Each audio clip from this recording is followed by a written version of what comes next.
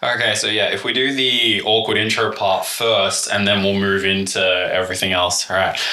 Welcome to the first episode of the UBW Retrospective review thing. Well, yeah, certainly a thing, yes. I'm Ryan Mills. To my left, this cunt. Nathan Maxwell.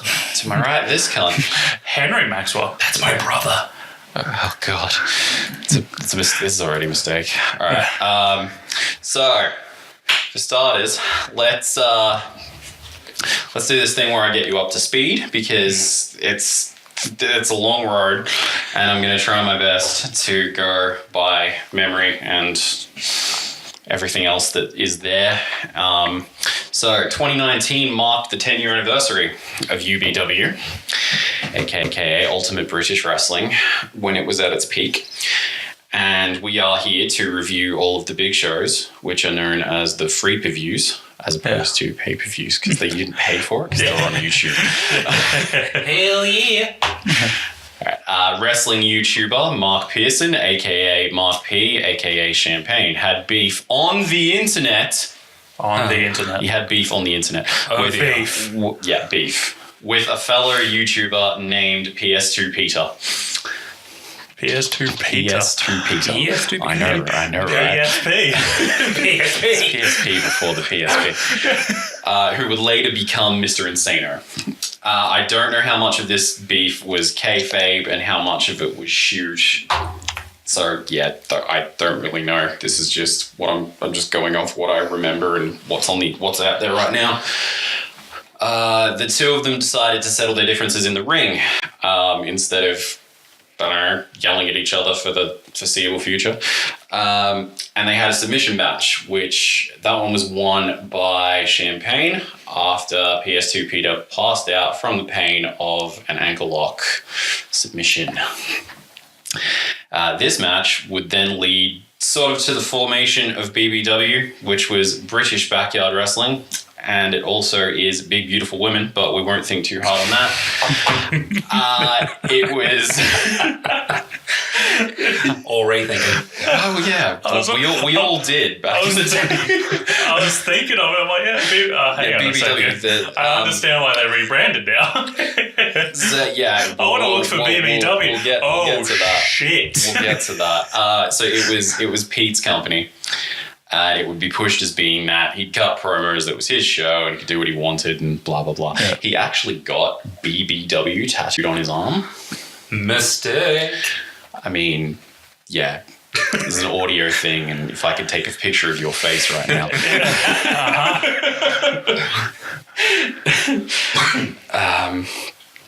So, yes, the BBW ultimately ran two shows.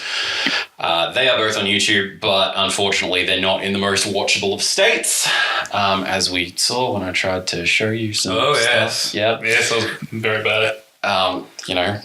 3 frames a second. Nokia flip phone. Oh, I mean, it might have been, I don't know.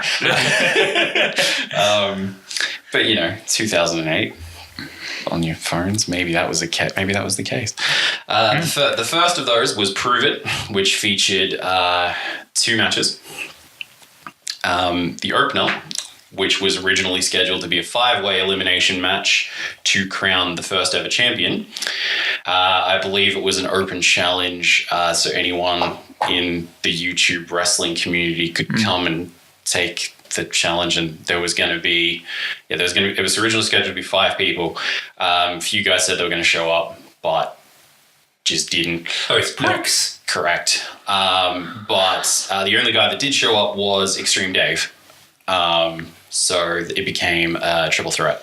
Good on a little British battler. Yeah. Triple threat elimination match. PS2 Peter first eliminated Champagne after an Xbox to the head from Dave. An Xbox to the head. Like the original OG Xbox, the big ass chunky thing. That shit would hurt.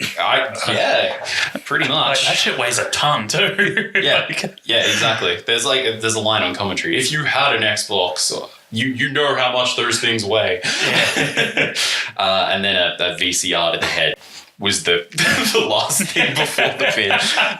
And then Extreme Dave would get the win with Swanson. He climbed up this little stone wall that was next to where they were wrestling to Swanson.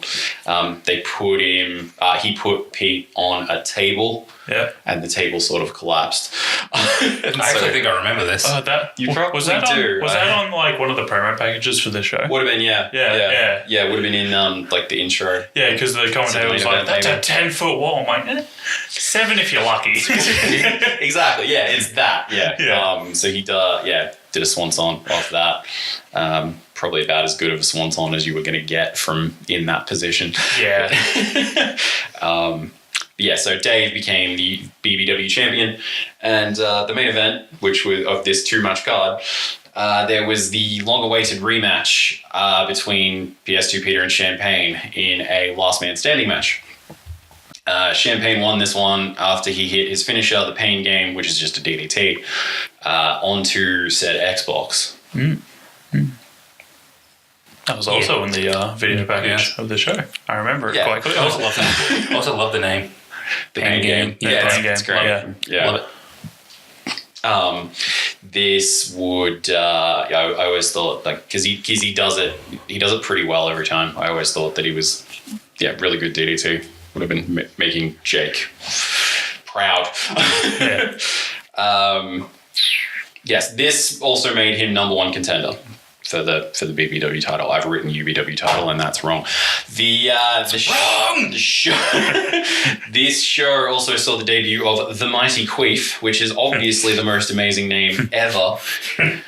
Oh no! Setting the tone. Yes, he would later become known as Max Carnage. He was interfering on behalf of Champagne. The two of them knew each other from their previous backyard company, which was called CRCW. Their thing was that for the most part, they wrestled indoors. Oh, yep. Okay. Intelligence and all that. Yeah. There's like footage of them being like in a kitchen and stuff. I've never seen any of the matches, but yeah. So both of these matches, lots of weapon shots, oven trays, wet floor signs, light tubes, Jack Daniels sign of doom, video game consoles and tables and whatnot. So yeah, it's sort of probably more the sort of matches that you would expect from a backyard company than what they would go on to do with UBW later. The second show was Retribution. This was a bit longer because it had 3 matches on it. Holy! That's at least like 5 minutes. That's like extra. a whole third more or something. Math. The opener for this one was Johnny Magnum defeating Liam Styles in a pretty good little technical match from what I remember. It was a pretty good introduction to these two. They showed they could put on a good match with little to no weapon use, which was a pretty big thing, really. Johnny got the win after a super kick, which would later be named That 70s Kick. Love it! That's a good name. Great. I like that name. I love Magnum. He's my favourite. Magnum's pretty great. Magnum was definitely my favourite back in the day. It'll be interesting to see if that changes. Watching this back. I'll be interested to see who develops as my favourite. Yeah, me too. Because you have never seen any of this at all. Never. Because you would have been what at the time? 2008, 2009, 10 years ago. Okay. 10, 9, around there.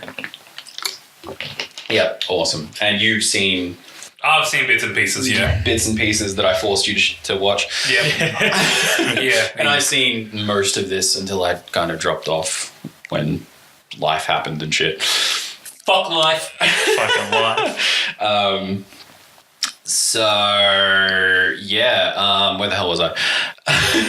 After this one, the newly named Mr. Insano came out and hit his shitty F5 on Magnum. Was there any of that in the packages of seeing his F5? No, probably not. I don't think so. I do remember. He sort of went a little bit overzealous with his spins. Ooh. And they do like a little bit too much of a spin. So he'd be like, and crossbody yourself. Pretty much. I mean, I'm not gonna, I'll show you after this. Okay. So he was originally, he hit his shitty F5 on Magnum. He was originally scheduled to face some dude named Dan Nitro for number one contendership, but Dan Nitro did not show up. That's a stupid name. Yep. Let's see why it didn't show up. It's probably why he didn't show up. He was like, this is a fucking stupid name that I've got here, so I'm gonna... It's like, who would have Nitro as a last name? Oh, Johnny Nitro. WCW Monday Nitro. Yeah. That's a last name. Yeah, but as a wrestler... So Danny Nitro, you could have done that. Would have been not so bad as Dan Nitro. Yeah, I know, whatever. Didn't show up. Insano wanted to earn his number one contendership by beating Magnum, which of course he did with his shitty F5. It was basically a weapon-filled brawl. It kind of got Magnum over as a never say die babyface. In the main event, Extreme Dave defeated Champagne in a title unification match. Payne put his old CRCW title on the line against Dave's BBW championship. The company had gone under a couple of years beforehand, but Champagne still held the title. This one was a pretty good one as well. It saw Dave debut his new finisher, the Stomp Fucker. Which is, you probably see it in the main event as well of Salvation, but it's a standing bulldog. But like the Divas would do, which people kind of found funny. But he's like sort of jumps and drives their fucking head into the ground. People sell it pretty well usually, so. And he would later get the win with an acid drop through the table. The acid drop. Yeah.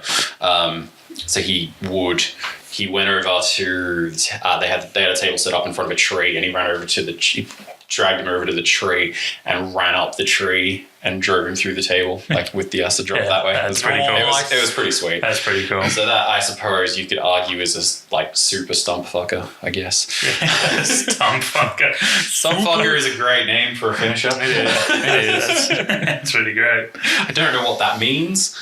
Do you fuck a stump? I don't know, but yep, cool. It's the same sense of Brits. tree hugger? Brits. I don't know. Brits. Fucking Brits. Dave won, unified the two titles, essentially just retiring the CLCW title. But then all heck broke loose. Marc and Peter had a falling out, and in a drunken rage, Peter fired everyone and made himself the champion. There was something where he made a can of Strongbow the BBW title. There was a video that Marc did at some point where he was like, sorry, I'm going to drink the BBW championship, and he had a can of Strongbow and he drunk it. It was kind of funny. But yeah. Fantastic. Yes, BBW was dead. Dead and buried. Dead and buried. Not on some sites. On Pornhub, it's BBW still going strong. Anyway, but then all the other guys basically banded together, and from the ashes, they formed a new company, Ultimate British Wrestling, UBW. The show that would have been BBW Relentless was only a few days away. I think it was like maybe a week away. So they decided that they wanted to put something on. Yeah. And what we got was great. It was a one match card, but that's fine. It was Extreme Dave versus Johnny Magnum in a 2 out of 3 falls match. With Champagne as the guest referee. This was to crown the UBW champion. Dave took the first fall, following a stump fucker. And then Champagne decided that the second fall was a submission match, and Johnny won that one with a crossface after hitting a tombstone. And in the final fall, Dave got the win and the title after hitting his new finisher, the hatchet to the head, which is a crossroads sometimes. Yeah. Depends who takes it. Yeah. It seems that way, yeah. That does a crossroads. Sometimes Johnny will take it on, like, spin over and take it on top of his head. Sometimes it'll... Because when he did the hatch to the head on that show, Johnny took it so well. I'm like, okay. Johnny takes it great. Johnny does that. Johnny does that Seth Rollins bomb. Oh yeah. But sometimes I don't know whether people don't know how to take it or he hits it differently. I don't know what it is, but yeah, sometimes it's not just that. So yeah, it's fine. It's cool usually. During the first fall, we also had Liam Styles come in, hit Dave with a tray and lock him in a Texas Cloverleaf, and then hit Magnum with a proper F5, and then just fucked off. Apparently, this interference was on behalf of the new general manager and heel authority figure, Christian Sharp, as was the interference from another guy, just a big-ass dude known only as the Executioner. I almost wanted to cover this show, but since it's only one match and it doesn't really have much of a bearing on the overall scheme of things, we just ended up deciding we'll just jump straight to Salvation. Yeah. But this match is pretty great. Those two have instant chemistry. They would go on to have way better matches as well down the line. And it does its job. The belt was on Dave and then crap happened, so we put the new belt on Dave for the new company and everyone's happy. Dave would challenge Liam to a match at Salvation because he's pissed off at at him interfering. Champagne did a promo after this show. He hit the pain game on Magnum at a train station. Yeah, I saw that. It's pretty sweet, actually. That's pretty funny. And cut a promo issuing an open challenge to anyone in the community, and then we're off to the races basically. So there's three months between Salvation and between Relentless and Salvation, and we get 2 episodes of Recoil, which was like their Raw, the weekly show or whatever. During this time, several things happen. Magnum accepted Payne's open challenge. Liam Styles quit the company. The match between Magnum and Payne has the Mighty Queef added to it and becomes a number 1 contenders match where the winner would face Dave in the main event. The Mighty Queef changes his name to Max Carnage. The match is changed to a fatal 4-way for the title. Liam rejoins the company and issues an open challenge for Salvation. So, all of this shit just kind of happened. Like Liam, I think, would go on to leave the company like 3 times. Quit for different reasons. He didn't like what then got bored and came back. Yeah, like pretty much. He episode 2 featured 2 matches. The first one being the Executioner defeating the Freak, who is the resident jobber and definitely not Dave in a mask.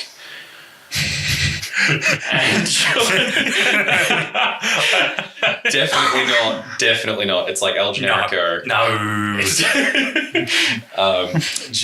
Johnny Magnum versus Liam Styles was the main event of episode 2, which ended in a draw.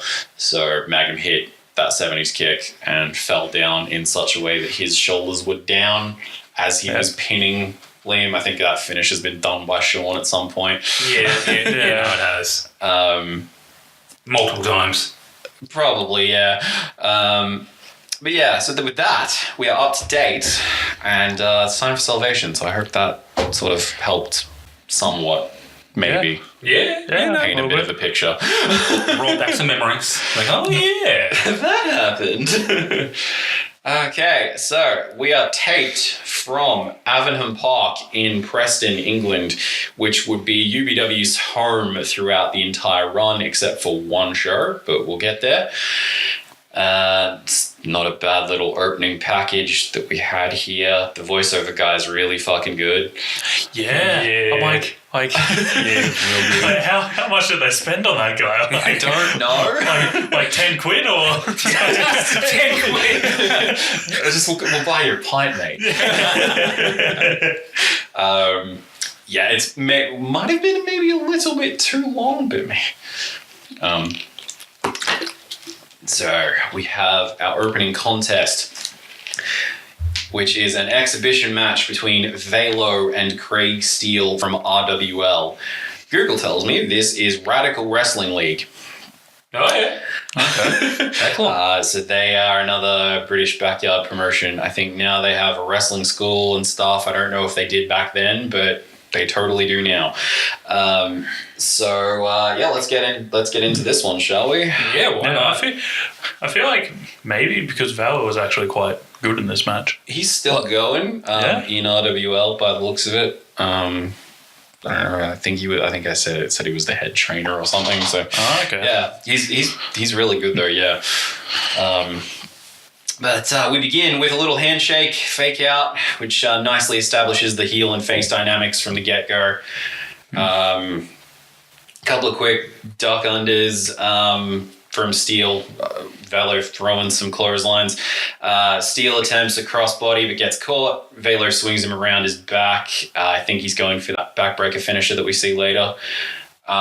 Steel drops down, grabs him around the waist. Valor elbows his way out of it, but Steel hits a huge neck breaker. That was a very nice neck breaker. I was about to say I defer to my neck breaker expert. It was very nice. Very nice. Yeah, it was very nice. We like this one. Oh, we like this one a lot. All right, cool. Don't kink shame. I wouldn't dream of it. You know me and suplexes. Oh yeah. Sounds like me in house fights. Oh no. Just like two big guys beating the piss out of each other. Stop it. Stop it. I mean, that was me with Mox versus Ishii last year in the G1. So I'm with you. Scoop slam by Steel, followed by a vertical suplex. Valor rakes the eyes, hits a forearm, big old knee drop. He goes for the cover. Steel kicks out. Valor hits a Michinoku driver. Again, very nice. Yeah. A lot of these moves are very nice that these two do. Yeah. I was very impressed. Like, after the Michinoku driver, I'm just sitting there, I'm like, damn, that was nice. Fuck, that must hurt. Because everyone's fallen down on their back, like on grass or something. They must have winded you. They must have had to find the softest patch of grass there was in that park. I have to assume so, or maybe they just toughed it out. Who knows? Yeah, there's a couple of later shows where it's pissing down rain, which would be that'd be difficult. Which would be soft as well, but it would also make it really difficult. Oh yeah, He went for the cover after that Michinoku driver. Steel's shoulder is clearly up. Commentator Sir Arthur Hayes, aka Marc P, has a go at the ref for counting the pin, which is fair, but surely the wrestlers have to be sure that the shoulders are down as well when they're going for a pin. I didn't like this ref. This ref was, we will see later, not great. I don't think they use him again. And another funny thing I noticed about the commentator was for the first 3 minutes of this match, he was like, and we have 5 different cameras, by the way. it's like he's up. You don't really see them and the different cameras until the main event, where they needed different shots. But yeah, it's like, settle down, 5. It's like Jesus, whew. That's probably a pretty big deal for a backyard thing. Yeah, I can understand it, but for the first 3 minutes. And all different brands and, unfortunately, quality. Yeah. Oh, well, you could tell some of them. Which is fine. That was something that they are very proud of, was their the fact that they had multiple cameras at all. Which, it was good. It's like, you could tell when there was, when they were on one of their newer cameras, and then it goes back to one of the older cameras, and you're like, "Oh, that's a bit rough." Yeah, but, it comes with the times, I guess. But, that's fine. But yeah, you gotta like I was saying, surely the wrestlers have to be sure that shoulders are down when they're going for a pin. Not just the ref being concerned with it. But anyway, backbreaker by Velo. Just a normal one, I believe so. Which, another kick out after that one, after pinfall attempt on that one. Steel's back up like he's fresh as a daisy, hits some right hands and gets raked in the eyes for his trouble. Velo hits a snap suplex and a boot to the head. This was that sliding boot, I think. Yeah, yes. Really cool. Yeah. Again, 2 count. Velo sucks chance. He hits a leg drop, so he does a Hogan taunt, which I thought was cute. It was very cute. He picks Steel back up, headbutts him a couple of times, takes him over to the ladder in the corner, hits a really sick German into the ladder. That was very nice, and fuck that bump. That was awesome. I'm taking that. Especially that ladder that looked like it was flimsy. Oh, yeah. Oh, I love that bump. That was great. It was really good. Does not go for the cover. Dumbass. Instead hits a rolling fireman's carry slam and a fireman's carry gut buster. He does the whole "do you like dying?" and then hits the gut buster, and it's like pretty much a GTS but to the stomach. Yeah. Finally goes for the cover, but it's just the cocky 1 foot cover. Yeah, he did this a couple of times. I'm just like, damn, Velo is a big, cocky bastard. It's great. I love it. It's pretty good. Steel fights back with a couple of right hands and takes Velo down with a head scissors, spinning around and around and clapping all the way. Nice little touch. Yeah, I liked. Hits a big clothesline. He actually goes for the cover, but Velo kicks out. Velo picks him up and hits the, I think it's the Devil's Night Driver. The Devil's Night Driver? So he yells it before he hits it. He either says Devil's Night Driver or Devil's Light Driver. It's the wheelbarrow facebuster. Either way, it's cool. It's neat. Which for a fucking wheelbarrow facebuster, it looks really cool. He doesn't go for the cover. He just drags a ladder over and hits a swanton. This time he does go for the cover, but Steel kicks out because reasons. Why not?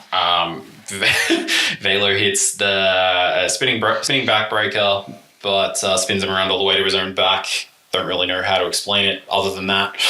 It looked like it hurt and it was sick as fuck. Looks good. Yeah, it looks pretty good. Think that's another finisher.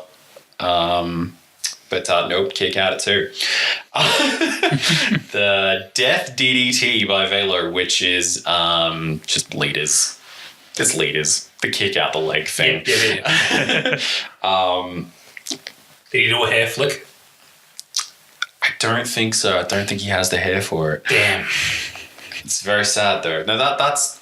I don't know. She does a little hair flick. Oh, she does. Yeah. She does a little hair flick. I don't know what I'm talking about. Losing my shit. Again, another kick out. Velo picks Steel back up. He signals for a Canadian destroyer. Steel just no sells the whole thing. Gets out of it. Hits an unprettier, followed by Kurt Red named Cold Steel, and that gets the win. Bullshit. Bullshit. So Spot Fest. Yes, that's what I thought. Like, I think I watched this 3 times. We did end up watching this a lot more. Yeah. I watched it twice by myself, once with you. Yeah, because I just couldn't remember. Like, wait, no, that didn't happen. Oh, wait, no, it totally happened. Yep, Spot Fest. Look, it was a fun match, but yeah, no, you can't no-sell a finisher, do a bunch of shitty little moves, and then just finish up. He no-selled what should have been like 4 finishes. Yeah, exactly. you can't do that. You can't do that. It was a fun match. I enjoyed watching it. But yeah, those are... the things that they do. Yeah. Oh, they were real good. Good. I put them on nearly on the levels of the pros they were doing. Yeah. Well, they probably are pros. They're just on the indies. What are your thoughts? It was very solid. I watched it probably about 2.5 times because I kept noticing the commentator kept saying something and then I'm like, oh yeah. And then... like 2 minutes later, he would just not say anything about it. I'm like, okay, that's fine. But then the second time I watched it was after Velo German suplexed Steel into the ladder. The commentator was like, surely he has him beat. Surely he has him beat. Surely he has him beat. I'm like, all right, I'm counting this fucking thing. So he ended up saying, that Velo should have won the match about 7 different times. Yeah. In an 8-minute time period. I'm like, yeah, okay. But overall, it was a really fun match. He was very excited. He was very excited. But yeah, a bit of a spot fest though. Like, yeah. And you know, Craig Steele is apparently the second coming of John Cena, just kicking out of everything. Yeah, when is he getting DDT'd on concrete next? Oh man. But yeah, so he's trying so hard to get it over on commentary. Like he's really trying to get it to put the match over. Like he has to overcompensate. He's trying to sell it as a match where Velo doesn't go for the cover. And for a portion, yeah, it's kind of that. It's kind of that, but what it becomes is Steele just being the second coming of the Undertaker or fucking John Cena or your Roman Reigns. Yeah. That's what it turns into. So. I found if this match ended 2 or 3 minutes earlier, if it was 2 or 3 minutes shorter, it would have been fine. I don't know about minutes because it is a short. Yeah, it was an 8-minute match. So it could have been a 5-minute match with a quick what Steel did Code Red. And then it came across as a get your shit in match. Yeah. Showcase, this is all the shit we can do. But it's sort of the first time I watched this back in the day, I loved it. Oh yeah, so do I. I loved it. And then I watched the next show, which was Doomsday, and those who have a rematch, Craig Steele being in going under a different name for some reason. And that one I didn't like. And so I went back and watched that one, this one a second time and went, hang on, this is kind of shit. But I remember the Doomsday one being worse. So we have that to look forward to. Yeah. But yeah, we watched this one like we were saying, a bunch of times. It's so polarizing. Yeah. I don't know. It certainly grabs your attention. Yeah. But then it kind of you kind of got to step away from professional wrestling and step back into a backyard wrestling mindset. It'd be this was fun to watch. This is certainly cool and awesome, and that's all it needs to be. But then as far as matches, as a match goes, I think this is topped later in the night. Yeah, easily. Yeah. So, I think we've given this too much time, so we'll move on. But actually, no, I do have a question here. From the illustrious Marc P, which is about this match. So they... Yeah, do we think that UBW messed up by showcasing another promotion on this show, especially in the opening contest? I don't believe so. Neither do I. No, I do not believe so because it showed that they are willing to work with others. Mm-hmm. And putting them at the opening, that's a good spot to put them. So their guys are further in the card. Yeah. And from what they showed, just spot fest, it kind of from what the guys do, UBW guys do later on the show, it shows that they're a lot better than, unfortunately, these guys who were showing off spots instead of their actual ability. It's pretty much just a networking thing. It's you want to work with others so you can grow, and if someone who's bigger than you and they actually kind of understand what you're trying to do and they're willing to work with you, it's of course you're going to say, let's work together. Oh, absolutely. I think it's the best probable thing, just to have these guys on the opener. Yeah, it separates it from the rest of the card. Yeah, exactly. They did a good call. Yeah. Putting it onto the opener. And it's also a good way to test how these companies will work together as well. Yeah. Ultimately, I don't know how much benefit it gave them, but at least back here, it was a good idea. It was a real good idea. And having it on first, like I say, it separates it. And then, which is fitting as well, because those two guys would then go and sit away from, they would separate themselves and go and sit away from the rest of the guys. Yeah. It's like, and sort of just sit there and do their own thing. it's like Those unsociable buggers. Yeah, pretty much. the only thing I would really say is like being opposed to having it on your first show or your first free per view is have your first show happen. So then that other company understands like what you're bringing to the table. I think they already did know because of like because of the previous shows. Like Relentless did, despite only having the one match, did very, very well on YouTube. I was just saying 10,000 views or more. Yeah, having like multiple match cards. So like BBW as well was the same. So like the RWL guys would have known what they were bringing to the table. Yeah. And they at least know that some of them, at the very least, can go. Most of the roster can go. Yeah. So yeah. But yeah, I don't think they screwed up. Like, No. It's like you've got to take risks to see if it will benefit you, if it will help you, and all that.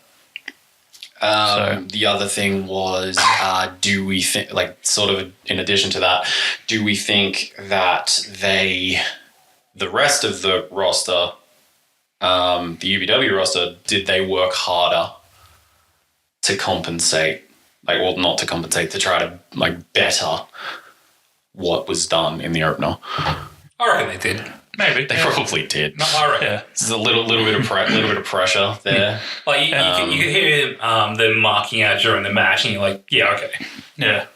So these two are from that different promotion. Yeah. Right. Yeah. What I would have kind of liked to see if they were working with UBW guys as well. That happens on Recoil, so we do get that. I think Velo works a couple of matches on Recoil against Encino and against Magnum. Okay. So there's at least a couple that I know of. So, yeah, because that's the only thing I maybe would have like preferred to see, but this was still good. Yeah. All right. Yeah. We'll move on to match number 2, which is Swinbad versus my boy Johnny Magnum. We got Swinbad making his debut here. He was originally scheduled to face some dude. This is a running theme. He was originally scheduled to face some dude named Pimp. But Pimp was a no-show. He bitched out. So I guess what they say is true.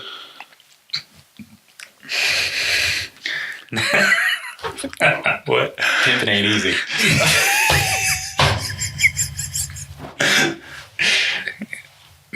Continue. I will. Face palms all around. So yeah, good old Johnny stepped up to be his opponent and have his first of 2 matches on the show. So because Johnny's a boss. He is a boss. So we get a bit of chain wrestling to start us off. A couple of arm bars and an arm drag by Swin.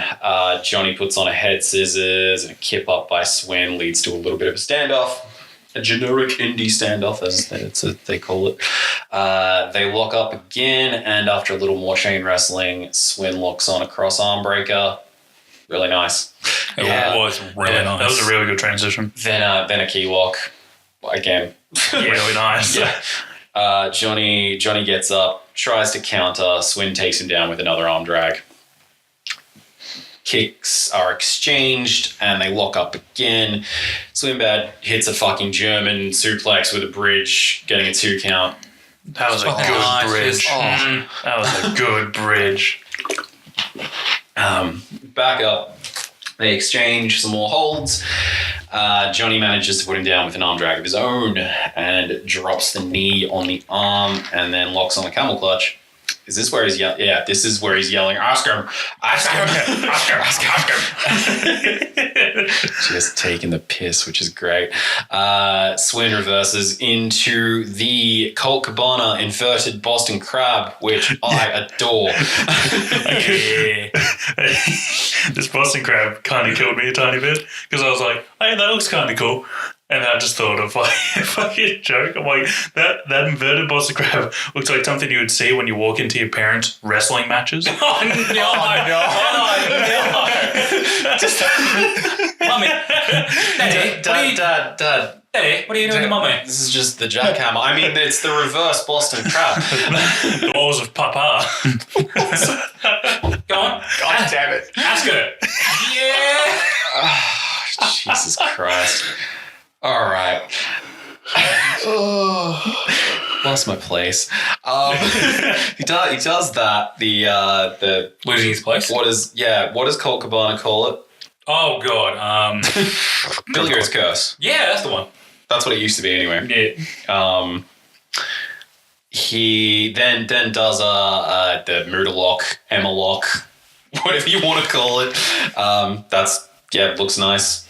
It's like the inverted STF. I believe they call it. It's the the Emma-lock. Yeah, the Emma-lock. Yeah. Muta-lock. Because it was invented by the great Muta. I don't know what that accent was. He sort of sits up with it so he can crank the neck back further, which I really like as well. Yeah, it was good. Jesus Christ, Swin's good. Johnny elbows his way out of it. Swinbat hits a spear, which is really nice. Gets a 2. Big drop kick by Swin, also gets 2. Johnny sells it gloriously. That was a great drop kick too. It's a really good drop kick. Swin tunes up the band and goes to hit a super kick. Johnny dodges. He goes for a pile driver, but it is reversed. 2 atomic drops, a clothesline and an elbow drop by Swin gets a 2 count. They exchange chops. Swinnies are better. Yeah, they are. And it was kind of like, they were shocked, but they didn't want to noticeably better. Yeah. They also looked like they didn't want to hurt each other on the chops, just fucking chop each other. Yeah. Jesus. Here's the thing. I believe, as far as I'm aware, this is the first time that these guys had met. Not in the ring, met. Yeah, okay. So, there's a bit of hesitance there, I suppose. The Swin hits a tiger suplex. Nice. And a fucking half Nelson and again, nice. Pants. Mm-hmm. Good shit. Great shit.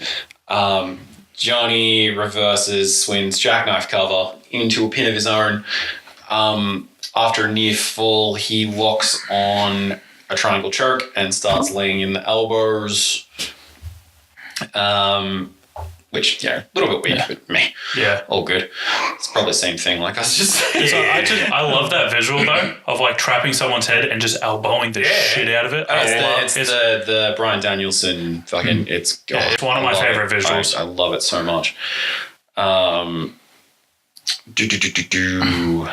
He releases the hold and hits a backbreaker. Swin hits a stunner.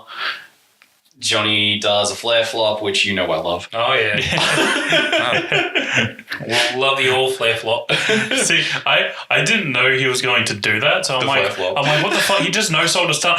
There we go. There it is. There it is. Commentary says the same thing. I'm like, okay, so he does a flare flop. Okay. Yeah. 2 count off of that.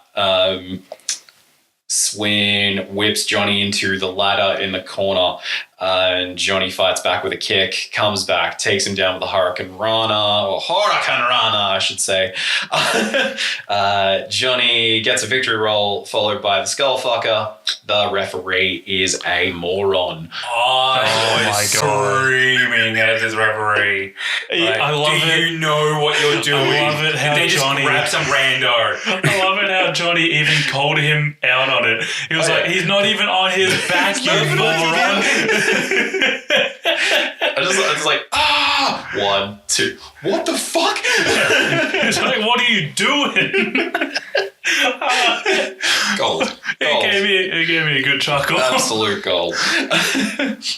As is tradition, post skull fucking, you lock the full Nelson on with your legs. I really liked it. I really like that. Isn't it a cool move? It's a great. I've never seen anyone do that. Yeah, I've never seen it happen. I'm just like, never seen that before. I've been very interested. Yeah. I'm like, what? Why has no one done it? Yeah, it's so cool. I'm like, maybe guys just don't want other guys' balls on their back. I don't know. Bullshit. Bullshit. They get that all the time. A Yeah. power bomb is a teabag. Yeah. Teabag. I'll teabag you, and then you teabag me. That's how a power bomb works. The teabag bomb. Something like that. He turns him over into a roll up. Swing kicks out, locks on an ankle lock. Very nice again. Johnny counters, rolling through into an ankle lock of his own. Swin gets to his feet, hits an enzigiri. Running bulldog by Swin. Just drives his head the fuck down on this bulldog. Yeah. Goes for the cover, and as Johnny kicks out, he rolls him into a crucifix. Love it. That was good. Johnny drops the knee, does a falling headbutt before locking on a crossface. Swin grabs Johnny's arm, manages to get to his feet, and locks on a hammerlock, then an abdominal stretch at the same fucking time. Nice. Yes. Love it. Johnny breaks out, so Swin lifts him into a fireman's carry. Johnny reverses into a DDT. Kips up, tunes up the band, that 70s kick, and it's over. Fucking great. It was great. Great match. I can't really complain. Yeah, no, it was well paced. I enjoyed this.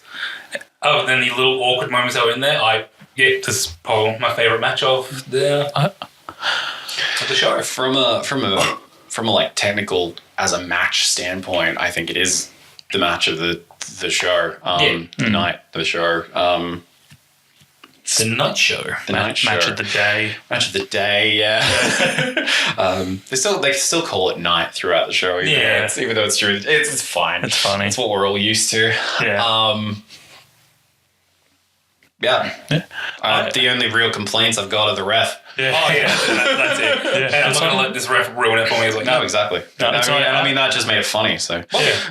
I like the story that they told, whether it was intentional or not. Even the commentator was like, oh yeah, this is just going to be a warm-up match for Johnny, and then Swinbad just get more and more and more and more offense in, and then you can see Johnny visibly getting flustered at it. Yeah, I'm like, he did I love quite well with that, yeah. I loved it. He just, he was expecting a warm-up and got this guy. Yeah. Yeah, and who is the best technical wrestler on the roster for the entire run.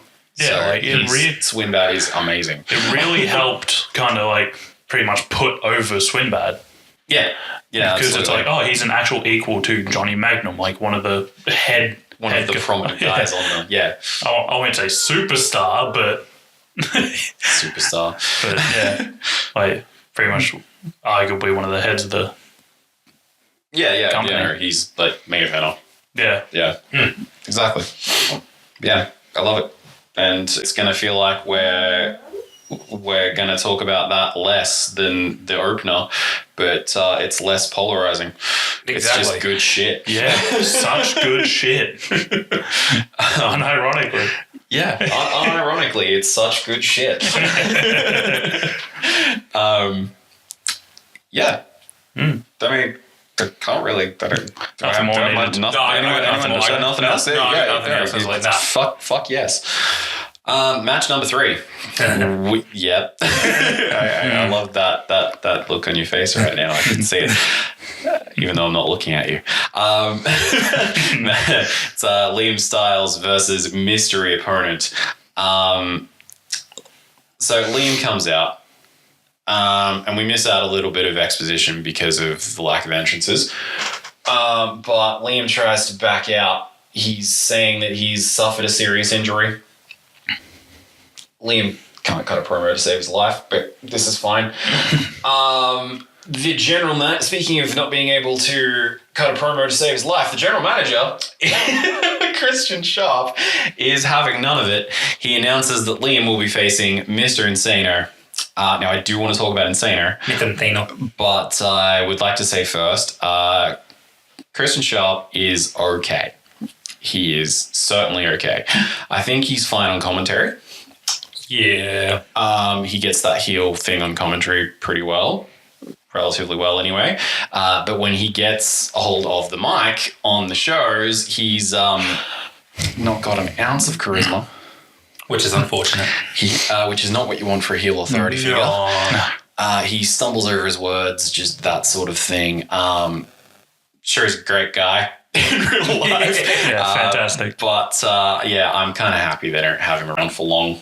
Because they don't. I think he only lasts like 1 or 2 more shows. But yeah, anyway, Insano. I could not stand this cunt back in the day. Is it because he's an ass man? I mean, there's that. Crack City bitch. Crack City bitch. I could not sorry if my dog comes across on the recording, by the way. I could not stand this cunt back in the day. She's weighing in. She is. She's weighing in. She doesn't want to hear about Insano. He came across as an obnoxious dick and not in a heel way. This is like in real life, not like Insano. In a personal way, he his ass is always hanging out. He couldn't do basic moves. I thought he'd probably end up injuring someone someday. Ultimately, he would get better. The ass crack never got better, but he did. So that was something. But back here, I was pretty shitty. Like, when they announced that UBW was a thing, I was really happy. I could get all these guys, but no Insano. So everybody wins. And when he came out here... Dun, dun, dun. And when he came out, I was like, what the fuck? Why? But I'll say this. It was his first appearance since the firing incident. No one saw it coming. Not a fucking soul. Not a fucking soul saw this coming. No one would have picked that Insano would have been the mystery opponent. Ever. Because we all thought, no, he's a dick. They're not going to bring him in. But when UBW was created, he wanted in, so the guys voted, and he was voted in by 1 vote. Kind of close. 1 vote. Wow. I feel like it has to be unanimous, but not majority. Well. Slipped through the cracks. Yeah. God damn it. I have so many poorly, shit crack jokes. I'm pretty sure they're pretty clean. This is where having the entrances also makes it suffer a bit as well. You got the crowd yelling at Christian Sharp, being like, "What? Insano? What are you thinking?" And he just walks out. There's Christian Sharp's just got this big shit-eating grin on his face, and then at the same time, it's because Insano's entrance music was "Cut my life into pieces. This is my last resort." But he's got a big cut. But he but is not pun intended. He comes out. And he gives it a chance to soak in, and it gives the audience a chance for it to sink in with the audience because his entrance is happening, which most people were probably like, "What the fuck?" So yeah, in that sense, it's really good, and that doesn't really come across as well when it cuts out his entrance, which is kind of unfortunate. Which coincidentally. The match is a little bit unfortunate also. But, couple of backbreakers start us off by Insano. Punches to the back, kicks to the back, stomps to the back, DDT, which is not to the back, but leg drop. Liam reverses a powerbomb attempt, but the back is too hurt to follow up. Insano hits STO, backbreaker, takedown. Thing. followed by more shots to the back. And enziguri by Liam takes him down, followed by a second. He goes for the cover, but Insano kicks out. Liam then throws some of the worst kicks I've ever seen, but hits a really nice running DDT. Hey, put his thumbs up. Thumbs are up. Samoan drop by Insano. I believe this was the only thing that you said that you liked about this match. Oh, yes. It was a very good Samoan drop, yes. Yeah, because you couldn't see his crack. Yeah, exactly. That's what made it. Just for the record, we are also large lads, so we need to get all this crack talk like out of the way because it's going to be. I mean, there's going to be a lot of it. It's going to be a lot of crack moving forward. Insano. we'll be dealers. Oh yeah, so much crack. Yeah. Insano hits a drop kick, and I've actually written here Insano hits a drop kick and we're at full crack. That's completely.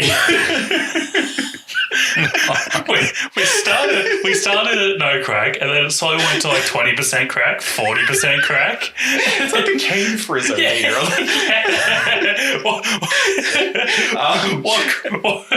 So Liam hits the hairdresser. Sorry, the styles cutter. Terrible name. Styles cutter. He can't capitalize because he's hurt. So Insano kicks out at 2. Liam climbs the ladder, jumps off straight into the waiting arms of Insano. Insano hits the flatliner, later known as brain damage. It was all right as well. And gets the win. He does it a lot better as we're moving on. But excellent. That was still not bad anyway. That's that. I know you disagree with me, but I don't think this is as bad as it could have been. I'm pretty sure it was much worse. I did not like this at all, and no, it was not because of the crack. Really? There's nothing. No. I did not like this match at all. It should have been something else. It should have just been a squash, I believe, where Insano just killed him in and leave. That's what I think it was. I didn't like this. This is what you think it should have been. Yeah. I watched it twice to make sure I wasn't being too harsh. I'm not. Okay. do go on here. From when we were first discussing about doing UBW, like when you said you got hit up by Marc, yeah. by Marc. You always talked like, oh yeah, Mr. Insano. Not great. He is crack and city. So I was expecting the worst, the absolute worst. I was thinking let me put something out there. In the early 2 shows, he's very bad. Yeah, okay. I know. You can tell though as it goes on, he gets better. He's been training. Yeah. He actually goes on to have some of my favorite matches in the whole thing. Okay. I do not remember these. Him versus K-Bar is going to blow your fucking socks off. Oh, I hope so. This is fine. He's going to make me want to drop my pants. I mean, potentially. It's certainly out there. He's certainly going to put it out there. But yeah. So, yeah. But what did you say? I was expecting the worst going into it because I'm like, oh, it's that guy. Okay. But then it wasn't too bad. But I feel like it should have been a squash match. Like, I didn't. No, I agree with that. I think it should have been squash. They said, oh yeah, Liam Styles is injured. They didn't want to make. I guess they didn't want to make Liam look too weak. But he's injured though, so he has that. Yeah. Like, it's pretty much a get out of jail free card. He's pretty injured. Much, yeah, exactly. So if he was at 100%, this wouldn't be happening. Yeah. But since he's back injury, he can't defend himself. That's it. Yeah. So yeah, I would have preferred if this was like a 2-minute, just get your shit in, and leave. Couple of backbreakers, maybe a powerbomb, brain damage. Yeah, we go home. Like, at least we wouldn't be at full crack then.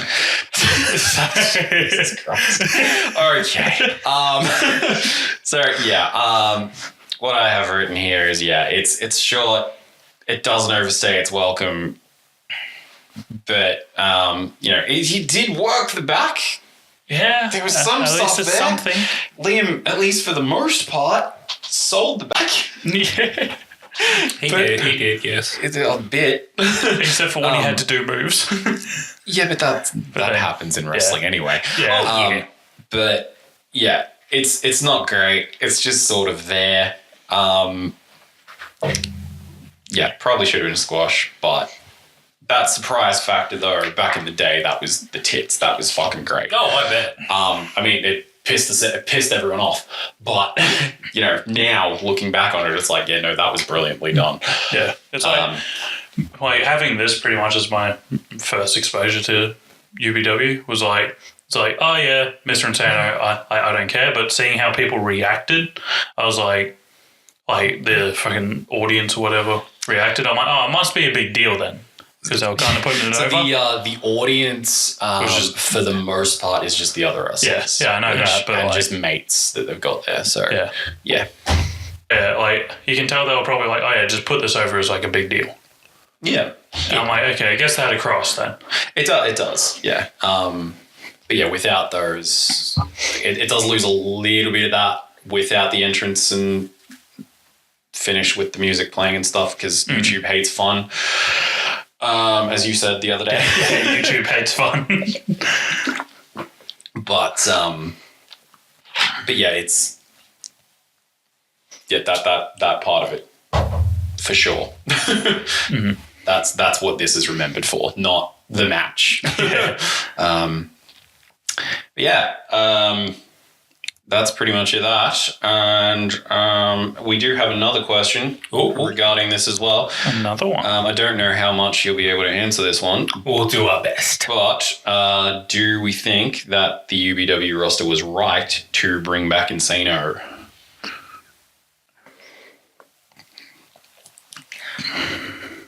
Look, what you're saying is he gets better as he goes on. Yeah. Well, then, yeah, because if you improve, that's good. So it will be better for UBW.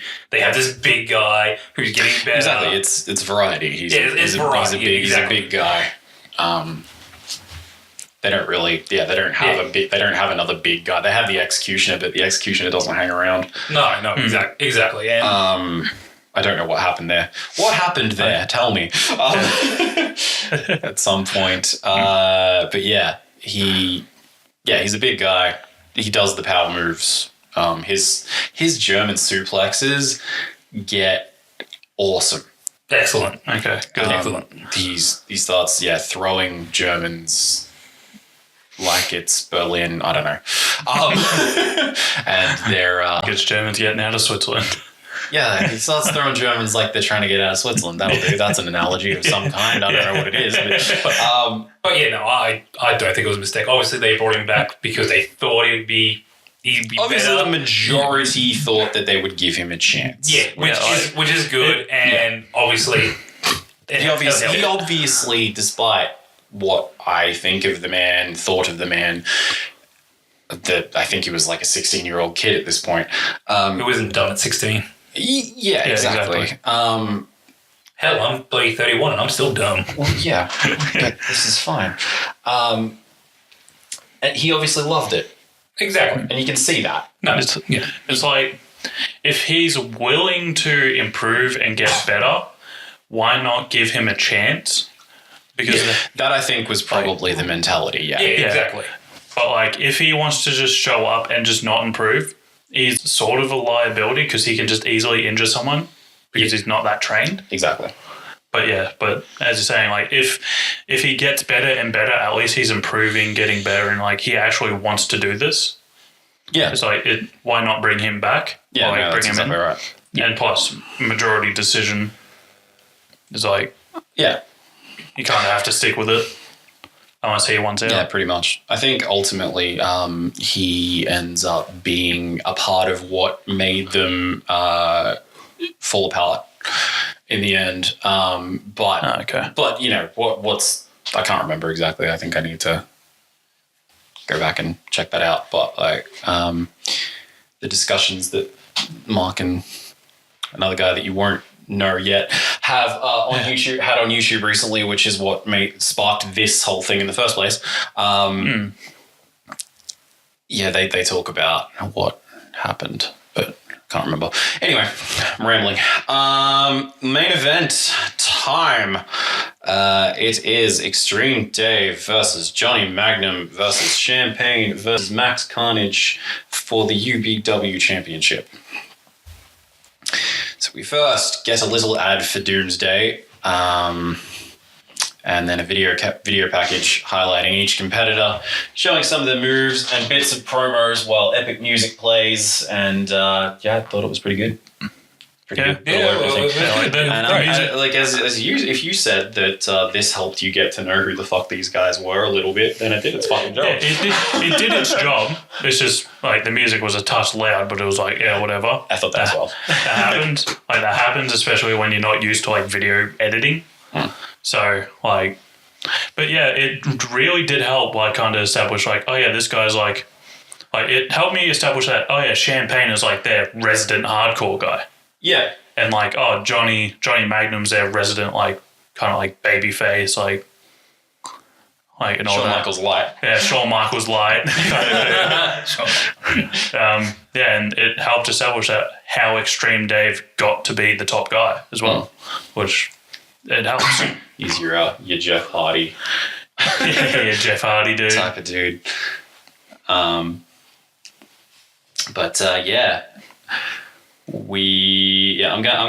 gonna do my best with this one. Like, what did you think? Sorry, what did you think of that?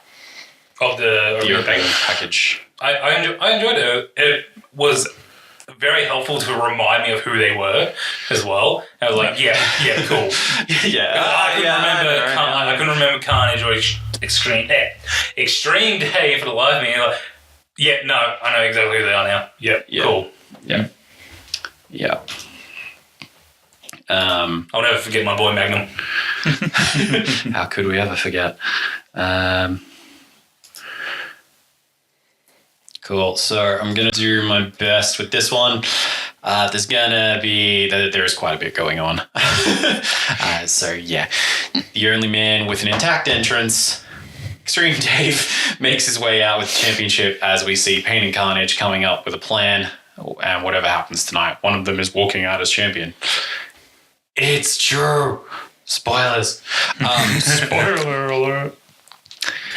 So, he got an entrance because his music isn't it's royalty free. Yeah, exactly. Yeah, it's just made by someone. It's YouTube friendly. Yeah, well, exactly. You're not going to get flagged on it. So don't have a copyright on it. But yes, we begin with a stare down. The faces on one side, the heels on the other side, talking shit to one another, a little bit of taunting. Dave and Johnny begin to wrestle, whilst Pain and Carnage act like they're going to before they just go back to standing there. I love this. I adore it. Johnny and Dave just continue to chain wrestle until Dave hits a DDT and Johnny sells it like death. I think this is the one where he's all like, the arms out the back flailing. Dave tells the ref to sort out the other two. And then should have just drop kicked them. Drop kick them. Drop kick them. Specifically. Drop kick. Specific drop kick. Sure, specifically a drop kick. Sure. We've done something to him. Done something, maybe. He hits a code breaker, kind of. Johnny oversells it, and it's great, and it's glorious. And then Dave hits a senton. Pain and Carnage applaud, which is also great. Yep. Yeah, that's kind of good. He goes for the cover. Pain decides to get involved by breaking it up. Pain gets Dave in a sleeper while Carnage starts punching Johnny. Pain comes over, punches Johnny as well, knocking him down. Pain and Carnage try a double suplex, and admittedly, with a pretty nice cover-up on commentary, Arthur Hayes says they had a miscommunication. Pain wanting a standard suplex, Carnage wanting a stalling suplex. I'm pretty sure they just fucked it up. But it's fine. No. Yeah, I mean, it was a good cover by commentary. It was. Great. It was fucking full Michael Cole there. But no, you're better than Cole, dude. Don't worry. Yeah, you are. Payne locks a Boston Crab on Dave, saying, "What's all this about you hurting your knee at Christmas?" I love that. That was good. I love his Boston Crab. It's good. It's real good. He gets the high angle like Walls of Jericho is supposed to be. And it just looks neat. Carnage breaks up the hold. Johnny looks for the super kick on Carnage, but Max catches it and hits a spine buster. Payne makes his way up close to one of the cameras and says, "You know what's been missing from this show? Weapons. Watch this." I loved it. It was good. No, It was awesome. In the words of Stone Cold, "Keep talking, son." Grabs a wet floor sign. He smacks Johnny in the face, smacks Dave in the face, and taps Carnage on the head. Very delicately. Which is very cute. He sticks the sign on Dave's leg and hits a leg drop on it. It's a nice leg drop. It's a scissors leg drop. There's a nice shot at this point of the RWL guys sitting in the background away from everybody else, giving zero fucks. Those fucking jerks. Why were they here? Assholes. Who put them on this card? Dunno. Payne tells Dave that injuring his knee was the worst thing he's ever done. Goes to lock on a figure four or something, but Dave pushes him away. Magnum jumps on him straight away for a cover, but is pulled off by Carnage. Dave knees Payne right in the face, and then he hits the Austin Aries pendulum elbow, which is great. Carnage drop kicks Magnum on the other side. Stunner by Dave on Payne. Big back body drop, I should say, on Magnum by Carnage.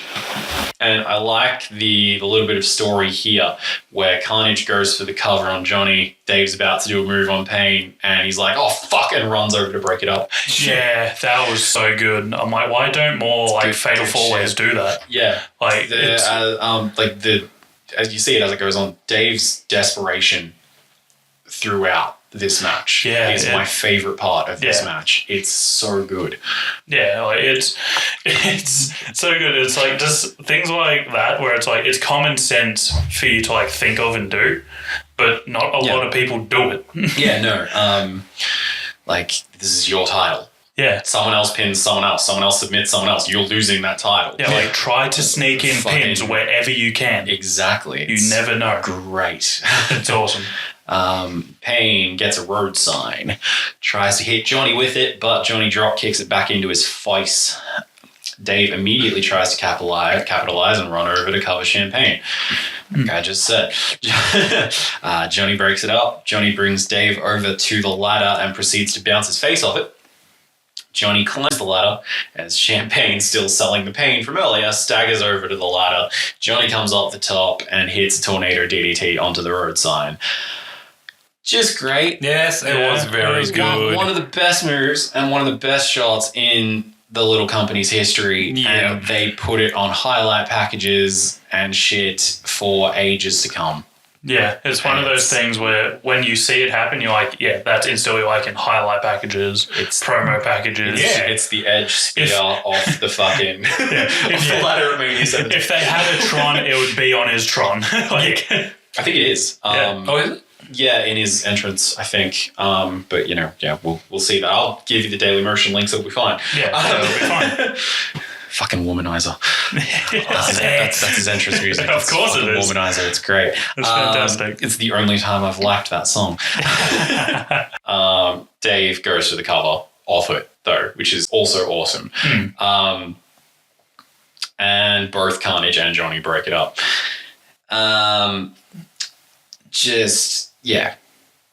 This is where I've put in my notes. The way that he's jumping on every opportunity that he can to cover someone, just mwah. Yeah, it was good. Carnage hits a double leg drop onto a wet floor sign on Magnum. Then locks on a sleeper on Magnum, so Dave locks on a sleeper on Carnage. It's a sleeper centipede. Yeah. Sleeper centipede. Dave forces Carnage to break the sleeper, and he lets go of his own as well. He puts the road sign on Carnage's stomach and hits a rolling thunder as Johnny does the skull fucker to Payne on a tray, which was so good. onto dog shit. Yeah. So there's that. Yeah. Excellent. Not sure if it was on the tray, on the top, under the top. I don't know, but it's dog shit. I think it was like under the top. That was my assumption as But well. I just loved it how I watched the behind the scenes of the thing, and Champagne's like, "Hey Johnny, what you did the skull fucker? There was a dog turd under that." Cheers for that. Cheers for that. That's fucking great. We also see here that Payne is busted open. I think this was fake blood. It is. I believe It is? I believe so. I can't recall. I think there's a time that he bleeds, but I could be wrong. I'm probably wrong. I think most of the time, anyone bleeds, it's fake blood. Yeah, because I was looking and there was no like little gap, There's like, no little cut or anything. cut. So When you see him in the backstage thing in the car, there's no cut. yeah, Which is fine. it's like It it's works. fine. It does its job. I'm not Yeah. expecting like real blood. Yeah, you're not gonna you maybe don't want to cut yourself, which completely fine. Yeah, that's fine. It's like Cut yourself. you're probably thinking out, only 100 people are going to do it. Like, see everyone- this, not so everyone- no point cutting myself. It's 10,000 views, Yeah, it's like they 100 did. people or plus. few 100 times. people watched it a few times. Yeah. Yeah. Stump fucker to Johnny by Dave onto a wet floor sign, which gets a 2 count. Dave then puts a sleeper on Payne and Carnage starts kicking him. Dave calls for the stomp fucker again. So Carnage hits a forearm, following it up with a double stomp, Irish whip, and a flapjack by Champagne on Johnny. And he turns around and breaks a submission attempt by Carnage. Champagne grabs the Jack Daniels sign of doom, telling us to drink responsibly. He hits all 3 of his opponents and then goes for a cover on each of them. They all kick out. I love that too. Yeah, Not good. enough people do it. It's nice. SEO by Dave on Payne. Magnum locks a body scissors on Carnage. Dave breaks it up. Dave hits a neck breaker on Carnage. Payne breaks that up and then hits the Painkiller on Magnum. It's a Uranagi. At this point, Dave has taken Carnage over to the ladder. He comes off with a bulldog, and as he does so, he gets super kicked by Johnny. Johnny covers Dave, but he kicks out. Canadian Destroyer by Dave on Johnny. It looks okay. Yeah, it was okay. I mean, I think I've seen worse. Yeah. Oh, yeah. I feel like I've seen worse. Oh yes. Oh yes. I can't remember that Trevor one. Murdoch. yeah, that's Botch City right there. Yeah, at least bad. they did it safely. Yeah. Well, yeah, that's it. Yeah. Yeah, So I'd rather someone land on their back than their head. there's that. Like- Exactly. The lads then break up the pin attempt. Carnage hits Dave with the road sign and then hits a leg drop onto it, landing awkwardly and hurting his leg in the process. Johnny and Dave do their wild stallion sign as I rack my brain to try to remember if they ever actually had a tag team match together. I don't think they did, but this is fine. They hit a double choke slam on Payne through the table. Looks good. It did look good. It was Yeah. No Good complaints here. Backbreaker by Carnage on Dave. He hits really nice fall away slam yeah. on Johnny. Both Carnage and Dave go for the cover, and when Carnage realizes, he punches Dave in the face. Dave locks on a Steiner recliner on Carnage. You can tell because he's standing.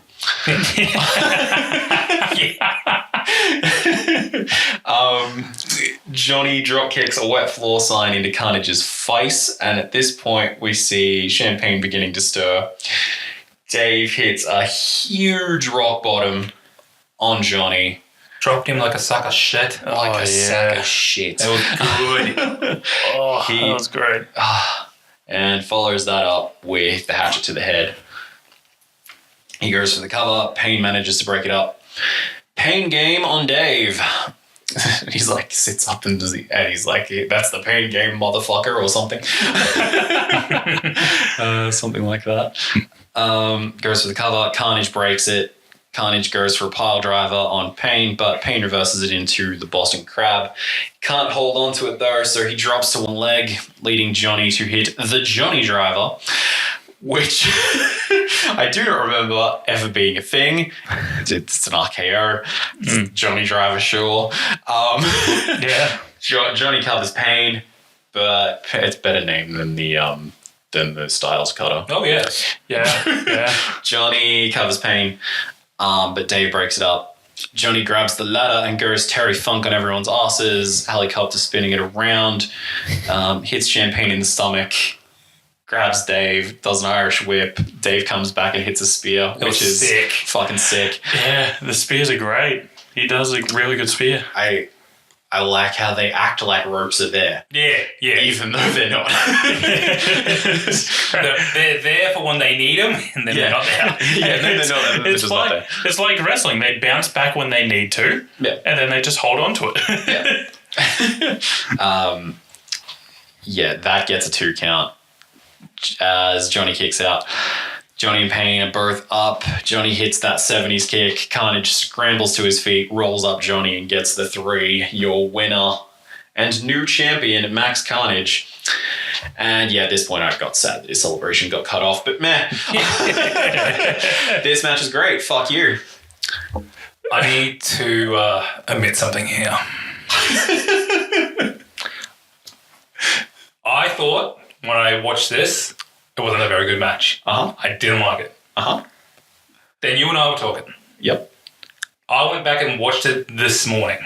Did you now? I did. This morning. I watched it this morning. Fucking fresh as a daisy. Fresh as a daisy. And look. We started doing shit at 9:30. What time did you fucking wake up? I'm an early boy. We know. I will say, yes, fresh as a daisy. And look, maybe I just had a bad day the other day. This is not as bad as I originally thought. I was smelling the daisies this morning. God damn it. Yeah. I hope there wasn't any crack in those daisies. God damn it. I like this match a lot more. It's... I don't know what I'm trying to say here. I'm going to admit I'm wrong. You're wrong. I was wrong to say it was... For context, he told me the other day that it was garbage. That he thought it was garbage. Jesus. I'm sorry. So he should be. Please don't come to Australia and beat me up, you angry British bastards. It was a good match. I enjoyed it. I'll beat the piss out of you. Then be like, I'm glad you enjoyed it. You see the error of your ways. Your thoughts, Henry? It was very entertaining. It was very good. I loved Dave's desperation. It's just shit that makes sense that no one does. Yeah, exactly. And I didn't see that on. It's like they took things, because I mean nothing's changed in 10 years in WWE. No, exactly. Well, not as far as match structure. No. But yeah, it's like they took stuff and went, you know what people don't do? Yeah. This shit. And look, I didn't see that on my first viewing of this. Again, something was wrong with me. I was smoking something. I was smoking crack.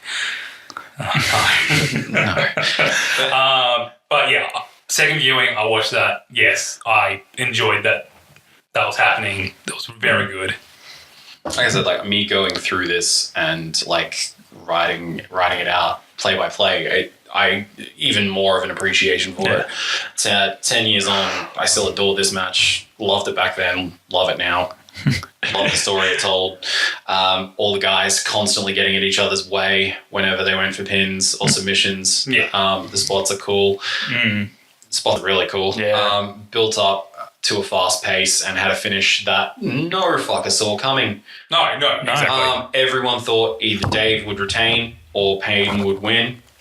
Leading up to this, that was the assumption. Yeah, either Dave was going to win or Payne would win. Yeah, with the promo package, I'm just like, okay, so Dave's the dude, but like Champagne has something to prove.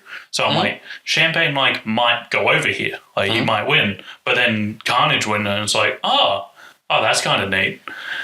I'm glad that you saw that with like no build up. Yeah. It's like how they were like kind of like cutting promos.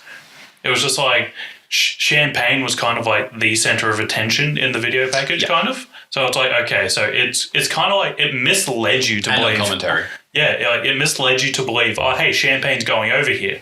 Like Champagne, like could actually win, but then Carnage, like subverting expectations. Yeah, not Carnage like Game of Thrones. Great. Not like Game of Thrones. Legit subverting expectations. And then I think Champagne is he's just good at talking. He just doesn't shut up, and I love it. I love every ounce of it. Yep. Very good. I'm glad that came across because that was another question that I needed to ask was what do we think of Carnage winning? Because Carnage winning to the rest of us back in the day came out of fucking nowhere. Mark asked me to ask you guys who you thought was going to win coming into this, which obviously the answer that I have there is Champagne. I agree because I couldn't remember who won this match, and I thought Champagne wins it, and I thought he was going to win it. Yeah, back then it was either Champagne's winning or Dave is retaining because Dave had only just won the title. 3 months ago, but he hadn't defended it. And if we count the lineup of the BBW title as well, then he's only had one defense, and then one again. It's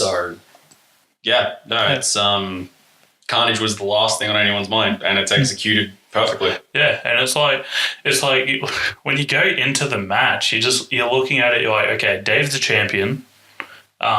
Champagne's the center of attention, and then Johnny Magnum's there because he's Johnny fucking Magnum. Exactly. But the issue is no one thought. Well, I didn't believe that Johnny was going to win. No, especially not after Johnny went over against Swin. Yeah, with that as well. I did figure even back then, because Johnny had just beaten Swin bad, Johnny's probably taking the fall. Yeah. So which is fine. But then seeing Carnage go over, I'm just my just fucking Marky brain was just like, oh, you could tell a really neat story how Carnage snuck away a victory, and Champagne's like, I kind of don't like that you did that. Well, the built-in story moving forward from here is Dave, and it's so simple. It's just Dave going, you never fucking pinned me. Yeah. I want my rematch. Yeah, I want my belt back. Yeah. I want it back. Simple storytelling. It's just, for you to be champion, you have to beat the previous champion, and you never did. Yeah. And it's good storytelling. Exactly. A downside that I do have to point out to this one is I do think they could have slowed down a little. They could have, yes. That was one of my points as well. Maybe selling for a bit longer after some of the big spots. Yeah. There's a point where there's just a lot of spot and then a little bit and then spot. Yeah. There's not really they're not down selling for as long as they could be. There's that saying that people like to throw around at the moment on all those network specials, where it's slow down. And then if you think that you're going too slow, slow down. Yeah. That's kind of that. Yeah. It's when Dave and I can't remember who it was. When Dave was trying to do a move on someone, but someone was getting pinned. Mm-hmm. I feel that was unintentional, but it worked because it just made sense. Yeah. Because they were just going too fast. They weren't letting people do their shit with which someone else. Also works with with the story they were trying to tell. Shit's so much shit happening. Oh fuck! How do I retain my title? Yeah. And it also probably constrained to how much time YouTube at the time would have let them upload anyway. It just got it uploaded in parts. Oh, okay. Yeah. Yeah, they'll just upload parts. Everything got uploaded in parts back then. So, how they are on YouTube now is for the first time ever, the matches are in one chunk. So but yeah, again, it's a little bit sad that his celebration got cut off because he runs over, grabs the belt, and sort of almost falls over, big shit-eating grin on his face, and then walks out just booed. It's great. I love it. But yes, his entrance music is a Rise Against the Machine song. So that's not going on YouTube. That is not going on YouTube. What's it called? I wrote it down. Freedom by Rage Against the Machine. Kill. It's a good song. At this point, I don't know if Magnum had Womanizer yet, or if he was still coming out to Rhinestone Cowboy. But either way, both are great. Yeah, either way, they're good. Yeah, they're pretty good. So I just brought that up because I brought up my page with the entrance music written on it. Overall, the good outweighs the bad. Yeah, I love this. It's like I said, the Magnum Swinbad match was, from a wrestling standpoint, my match of the night, but this is match of the night from a everything else standpoint, from a storytelling, which is what I come to wrestling for. Yeah, so after watching it again this morning, I was weighing up whether it is also my match of the night or not. I still really like the Swinbad Magnum match a lot more. It's fucking apples and oranges. Yeah. So that's my match of the night. I mean, it tells a great story too. It does, but yeah, this one was very close to taking it. If I'd tie him, but no, I'm going to put Swinbad in Magnum. Fucking splitting hairs. Yeah. It's very tough to call match of the night. It's very hard to not have fun watching a fatal four-way match, like a four-way match. That's exactly right. Like multi-man matches to me are always the funnest matches on the card. Yeah, because there's just so much going on. They're structured wrong, like that women's main event from Survivor Series. I was saying a year, Nader, about how I don't know who's in charge of that division, like the women's division, with structuring these multi-woman matches, but they don't know how to do it. No, not at all. But yeah, anyway, that's neither here nor there. But it's so tough to choose between the two, but I think the Swinbad Johnny match, because I love the story of someone actually like proving themselves against this quote unquote rookie coming in and giving this guy a complete run for his money. Because I love the Okada Tanahashi story when Okada first challenged for the belt. I love that story so much. That's the best shit. And I just love stories like that where it's just people proving themselves against already proven like main eventers. Mm-hmm. And the match quality was just amazing as well. Like going into this, like, oh yeah, this is a backyard promotion. I was expecting the dumbest fucking shit.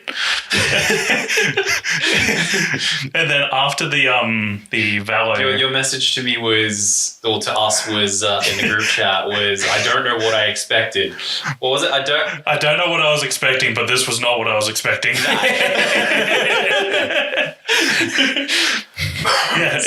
So job done. Yeah, I'm like, that was after the Valo Greg Steele match. I'm like, the fuck, these guys can actually do moves and just not flail limbs at each other. But yeah, overall it was a very kind of entertaining show. It actually kind of gets me like looking forward to like, oh, let's actually see where this goes. Yeah, I mean, I'm outvoted on match of the night. Like I said, splitting hairs. I couldn't care. I couldn't care. Like they both kick ass. That's that. Match of the night. But yeah, I think overall show thoughts. Yeah, good shit. Good show. I'm 2 thumbs up for me. Yeah, thumbs up. I think Champagne's slowly becoming like the favorite for me. Like just after one thing. Just I love everything about him. Like he can talk, he can like do decent shit. Heavy Kevin Owens. Oh, heavy Kevin Owens vibe. Yeah, heavy Kevin Owens vibe. And I just love how he just does not shut up, and it's my favorite. I just love the line, you know what this match is missing? Weapons. Watch this. Yeah. I loved it. Yeah. I loved it so much. Like, it actually got a little bit of a pop out of me. Yeah. All right. I think we have one more question just to close it out. One more question. It is. So do we think, I don't know how well you'll be able to answer this one either, but do we think that the roster had a lot of pressure on its back after the success of its previous shows? Viewing figures in the tens of thousands surely meant that Salvation had to be a smash hit.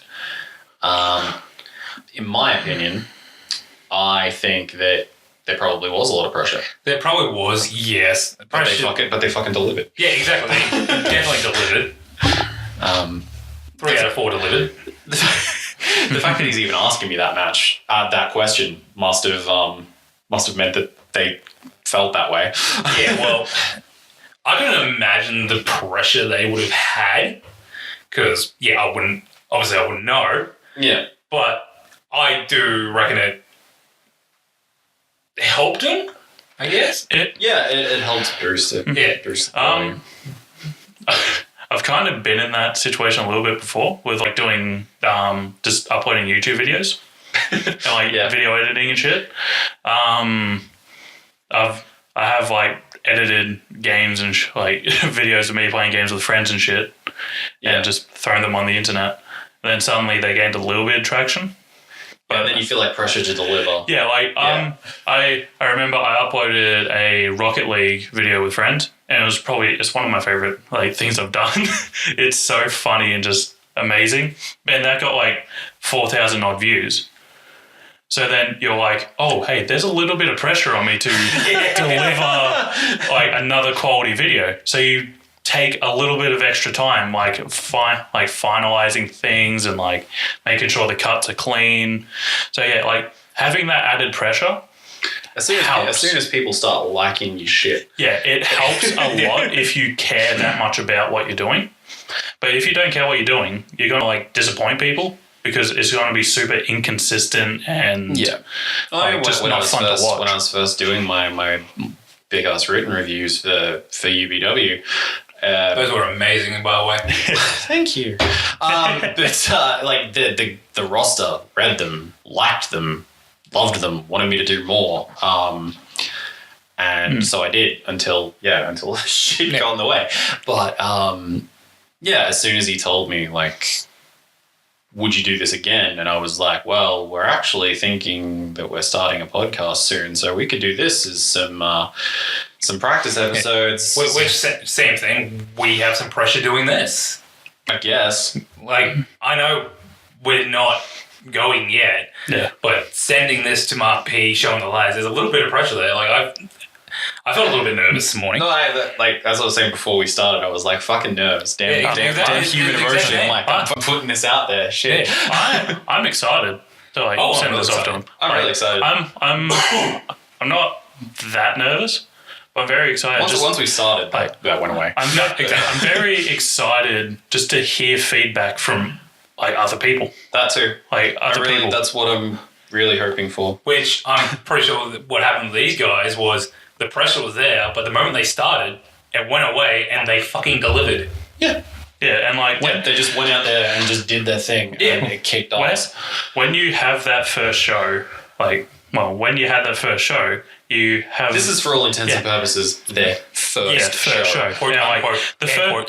The first show with a lot of pressure going into it. Once you have that good show and you know it's good, it alleviates pressure because then you're like, okay, now let's fucking up that show when we go to do the next show. I'm so excited to keep watching because it's been so long since I've watched all of this, and I'm really excited to keep watching because when they hit their stride in a few shows' time, they just deliver.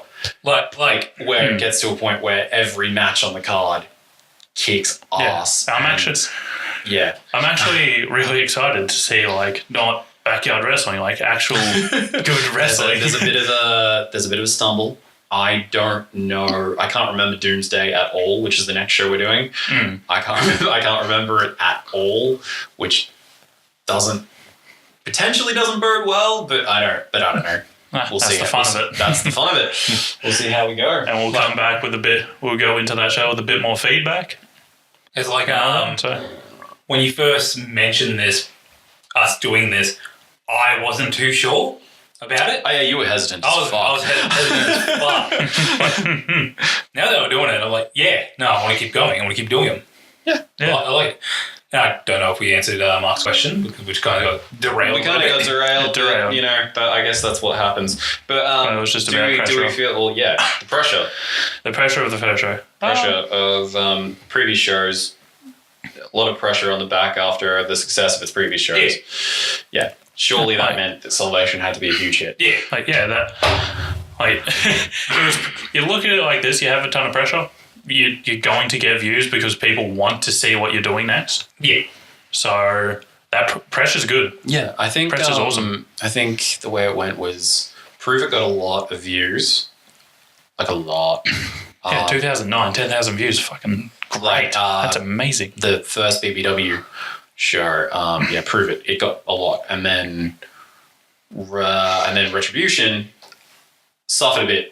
And then Relentless, the Dave and Johnny match, that got, the 10,000 shit. Like, it went nuts. Yeah, like 10,000 views in 2009. I mean, considering it's fucking those ridiculous. Two, Yeah. yeah, in 2009. Like, well, no, that was 2008. But yeah, same thing. Same era. Same shit. But yeah, we've rambled. Yeah. I think. Rambled I for a think good that's bit. enough. I think that's enough rambling from us. Good job, guys. Very good job. Very good. We're looking forward to. By the sounds of it, we're looking forward to doing the next show. We will watch the recoils and report back if there's anything of note, which there should be, I think. And then we'll do Doomsday whenever we get to that. Very interested to hear your feedback as well. That would be great. That would be awesome. Anyway, all right, that's it from us, I think. Let's just, Awkward outro. awkward outro. Woo! Yeah!